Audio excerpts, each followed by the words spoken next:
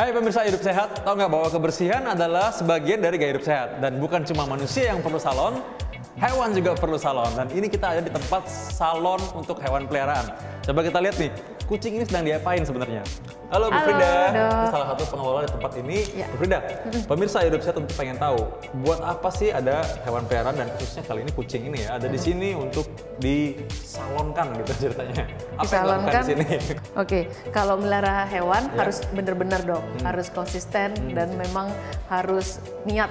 Jadi bukan cuma sekedar pelihara. Pertama yang kita harus perhatikan adalah makanannya dan tergantung jenis hewannya, bulu panjang, bulu pendek, dan jadi disesuaikan.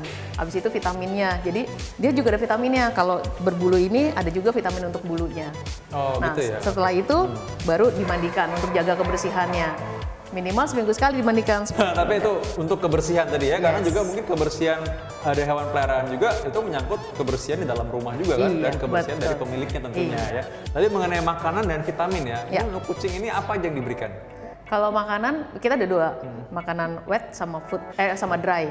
Biasanya sih kalau kucing dikasih dry food. Tapi kalau memang dia sampai nggak udah mau makan, kita bisa campurin sama wet food yang jadi kering. memang ada khusus ya untuk makanan kucing ini ya.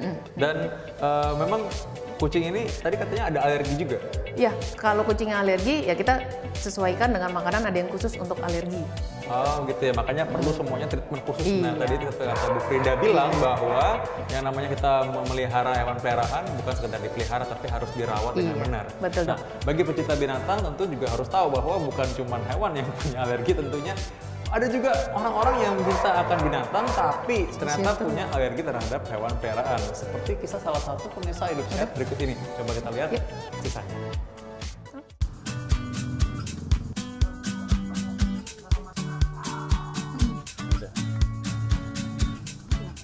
Pemirsa, binatang peliharaan seperti anjing dan kucing dikenal sebagai sahabat terbaik manusia. Bagaimana tidak, kesetiaan binatang-binatang lucu ini bahkan bisa menghilangkan rasa kesepian dan menurunkan tingkat stres hingga membuat pemiliknya merasa bahagia. Kesenangan ini pula lah yang terkadang membuat seseorang memelihara binatang di rumah dan kadang kurang mempertimbangkan kondisi medis yang tengah dihadapi seperti hamil misalnya, atau juga alergi terhadap bulu binatang. Alergi bisa timbul karena disebabkan oleh beberapa hal. Faktor lingkungan atau bahkan gaya hidup kadang menjadi pemicu seseorang terkena alergi baru. Nah, jika biasanya kita mendengar seseorang alergi terhadap debu, udara dingin ataupun tungau, lain halnya dengan Komang Adidharma yang ternyata memiliki alergi terhadap kucing, terutama kucing betina. Awalnya itu kita melihara anjing, habis melihara anjing, ya waktu itu orang tua juga bawa ular tuh, ayah saya tuh tiba-tiba bawa ular, terus juga nambah lagi kita bawa kucing, burung, terus kura-kura, sampai monyet juga ada tuh waktu itu. Nah itu saya mulai ngerasa nih kok gatel gitu kan, terutama di daerah kaki, tapi belum tahu kalau itu memang alergi gitu, karena kan sempat diperiksa karena kan bentuknya itu kan kayak eksim. Jadi dugaan awal tuh eksim karena kan pada saat itu kan sekolah nih. Jadi mungkin karena pakai kaos kaki bagaimana, terus diobatin itu nggak ada pengaruhnya. Setelah itu singkat cerita itu saya menikah dan saya pindahkan dari rumah orang tua. Itu kita nggak melihara binatang sama sekali. Itu selama ya bertahun-tahun ya ini hilang gitu. Sejak memutuskan untuk tak memelihara binatang, ayah dari 2 orang anak ini hampir tak pernah merasakan gejala apapun. Ia beranggapan bahwa alerginya telah sembuh, hingga ia kembali memutuskan untuk memelihara kucing. Namun ternyata berbagai gejala alergi mulai dirasakan Komang. Dan pada suatu hari saya punya pikiran nih, kayaknya kita piara binatang aja kali ya gitu kan. Udah kita piara kucing nih, piara kucing. Pada saat itu kan cuma satu, itu kucingnya kucing biasa lah, 1 biji itu masih nggak apa-apa tuh, ya kan. Kucingnya tuh kucing laki lah, kucing biasa nggak apa-apa. Nah begitu, terus ada temen ngasih segala macam, nambah lah tuh kucing, jadi sekitar ada 5-an. Nah mulai dari situ tuh saya gatel, karena itu kan campur tuh, kucing laki, kucing perempuan tuh campur. Nah pas itu udah fix nih, wah kayaknya nih alergi. Nah begitu ada salah satu kucing yang dipindahin, itu ada berapa tuh, ada 3 atau 2 gitu, ada yang diadopsi kan. Nah itu hilang, maksudnya mendingan gitu, ya kan. Ya udah, abis itu ya saya ke dokter, itu kayak dokter tadi, ya dites. Nah dites, ternyata saya memang alergi kucing, dan itu kucing perempuan. Meski dokter telah menyarankan untuk tak memelihara kucing kembali karena berbagai gejala alergi yang sering dikeluhkannya, namun Komang tak menyerah dan tetap merawat kucing-kucing kesayangannya. Oh iya, kalau dari saya pribadi kan karena memang kita sayang sama binatang ya.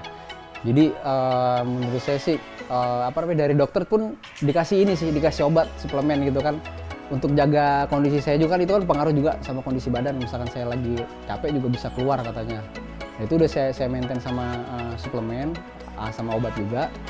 Sama paling jaga kebersihan kucing aja sih. Karena memang kalau menurut saya pribadi, di antara binatang-binatang yang pernah saya pelihara, kucing itu termasuk yang paling simpel sih. Artinya nggak ribet lah. Dia juga yang bisa diajarin juga bisa, dan bersih juga sih. Jadi dia bisa tahu tempat buang airnya di mana, tempat makannya di mana, seperti itu sih. Jadi nggak ribet sih, gitu dibandingin hewan yang lain sih kalau menurut saya. Pemirsa, memiliki binatang peliharaan terutama hewan yang memiliki bulu lebat, seperti kucing maupun anjing, sudah pasti memiliki risiko tertentu yang harus dihadapi, karena bisa memicu munculnya reaksi alergi yang bisa berdampak semakin buruk pada kesehatan. Sebenarnya sih kalau misalkan dia alerginya itu terhadap bulu binatang, sebenarnya itu cara masuk si zat-zat yang bikin dia alergi itu adalah melalui terhirup hidung gitu. Nah, sebaiknya mungkin dapat dipakai masker, dan yang penting itu cuci tangan. Karena kan kadang-kadang binatang juga ada masanya pas dia lagi rontok kan. Nah, mungkin itu bulunya yang masuk ke terhirup oleh hidungnya si yang pemiliknya itu. Nah, muncullah reaksi alergi. Tapi apabila memang sudah timbul reaksi-reaksi alergi tersebut, sebaiknya segera dikonsultasikan ke dokter. Awalnya itu memang mungkin hanya merah atau gatal atau bengkak, tapi apabila reaksi alergi itu bisa mengenai tenggorokan, itu dapat menyebabkan depresi pernafasan. Karena kan tenggorokan kita itu terdiri dari mukosa ya. Nah, mukosanya itu bisa membengkak. Nah, dia akan menutup jalan nafas dan akhirnya bisa menyebabkan kematian. Itu yang ditakuti dan sangat bahaya. Selain harus menghindari faktor pemicu dari alergi itu sendiri, menjalani tes alergi biasanya banyak disarankan untuk mengetahui ada atau tidaknya alergi pada tubuh Anda. Tes alergi itu sendiri merupakan prosedur pemeriksaan. Dia bisa berupa pemeriksaan kulit ataupun pemeriksaan darah untuk mengetahui apakah pasien tersebut memiliki alergi terhadap suatu alergen. Nah, alergen sendiri itu merupakan substansi yang dapat menyebabkan reaksi alergi.